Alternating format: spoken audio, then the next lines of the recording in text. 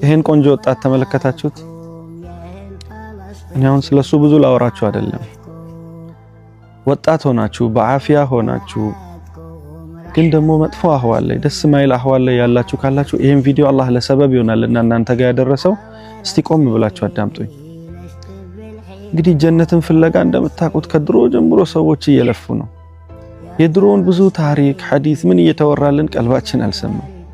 አሁን በዘመናችን ግን እያያችሁ ነው እንደዚህ ያሉ ሸበላ ወጣቶች እንደዚህ ያሉ ትልልቅ የአጀንዳ የዓላማ ሰዎች ሸሂድ ሆነው እየሄዱ ነው ወደ አኺራ። ገዛ ላይ ምን ያህል ህዝብ መከራን እያየ ሸሂድ እየሆነ እየሄደ እያየን ነው። እኔ አሁን ስለ ገዛ ብዙ ቦታ ሰምታችኋል። ስለ ገዛ ላዘን ስለ ገዛ ላስተዛዝናችሁ አይደለም የመጣሁት። እነሱ ከኛ የተሻለ ኸይር ነገር አልፎላቸዋል። ግን ወጣት ሆነ ጥሩ ጉልበት ሰጥቶ አላህ ይሄን ሁሉ ኒዕማ ሰጥቶ አላህን በማመጽ ላይ ያለን ሰዎች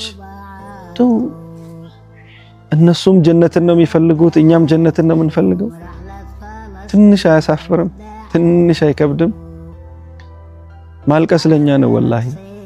ኒዕማ አፊያ ሰጥቶን ለዲን ማንለፋ በወንጀል ምንከራመት በወንጀል ምንመላለስ ሰዎች ምንድነው ምንለው? አላህ ፊት ከነ ያህያ ሲንዋር ጎን ስንቆም፣ ከነ እስማኤል ሀኒያ ጎን ስንቆም፣ ከነ አነስ ሸሪፍ ከሳሊህ ጋር ስንቆም ምንድነው ምንለው? ቀደምት ደግሞ ደጋግ ሳሊሖች አሉ።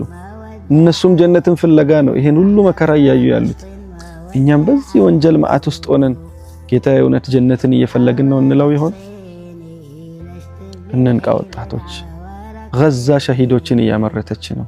እኛ ግን በቁም እየሞትን ነው፣ በወንጀል ማአት እያለቅን ነውና ለገዛ ሳይሆን ለነፍሳችን እንዘን።